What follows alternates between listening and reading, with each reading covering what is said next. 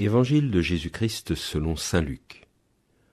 En ce temps-là, les bergers se hâtèrent d'aller à Bethléem, et ils découvrirent Marie et Joseph avec le nouveau-né, couché dans la mangeoire. Après avoir vu, ils racontèrent ce qui leur avait été annoncé au sujet de cet enfant. Et tous ceux qui entendirent s'étonnaient de ce que leur racontaient les bergers. Marie, cependant, retenait tous ces événements et les méditait dans son cœur. Les bergers repartirent. Ils glorifiaient et louaient Dieu pour tout ce qu'ils avaient entendu et vu, selon ce qui leur avait été annoncé.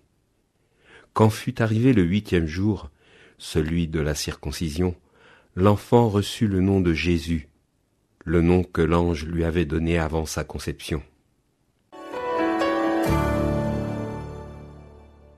Chers amis, puisque nous sommes au 1er de l'an, je me permets de vous souhaiter une belle et sainte année 2025. Et pour qu'elle soit belle et sainte, je vous propose ceci.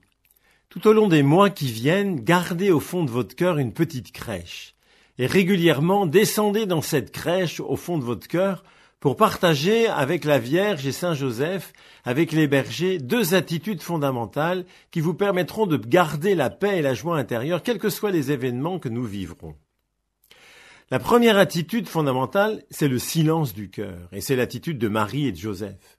L'Évangile nous dit « Marie retenait tous ces événements et les méditait dans son cœur. » Et Bérulle, un grand spirituel du XVIe siècle, ajoutait « Les anges parlaient, les bergers parlaient, elle partageait le silence de Dieu. » Vous voyez, plus profond que l'agitation extérieure de tous ces événements incroyables qu'elle a vécus autour de la naissance de son fils.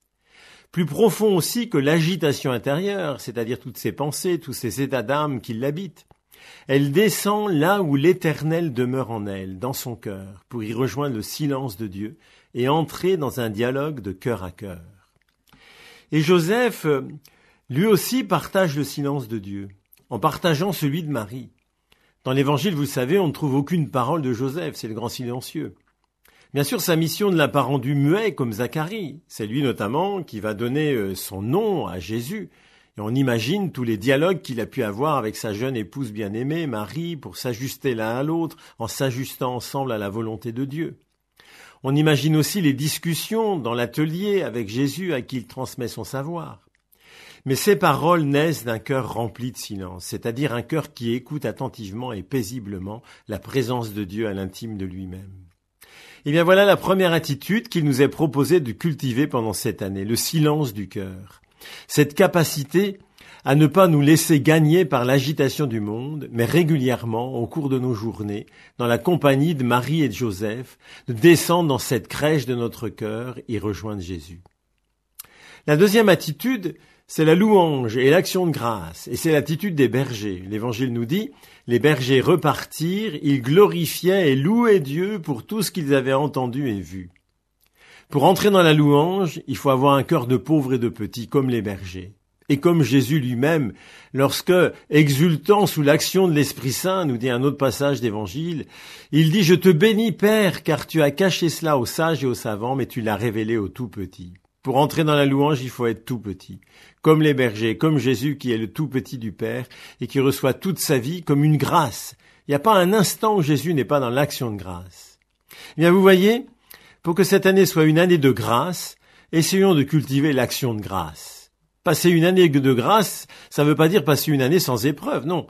Ça veut dire passer une année sans lâcher la main du Père, comme un enfant se sent en sécurité quand il tient la main de son Père. Comme dit saint Paul, l'esprit du Fils, l'esprit de Jésus est dans nos cœurs et il crie vers le Père en l'appelant « Abba, Papa ». Et il dira à un autre endroit, vous n'avez pas reçu un esprit d'esclave qui vous fait avoir peur, mais vous avez reçu l'esprit d'adoption qui nous fait crier « Abba, Papa ». Eh bien, chers amis, il y a fort à parier que cette année 2025 sera encore plus éprouvante que l'année 2024. Mais si nous gardons au cœur cette petite crèche, et si nous prenons l'habitude d'y descendre régulièrement pour partager la sérénité de Marie et de Joseph et l'action de grâce des bergers, alors, avec la douce force de notre Seigneur Jésus, nous traverserons toutes les épreuves. Amen. L'Évangile a été commenté par le père Patrice Héon, curé de la paroisse de la Sainte Famille,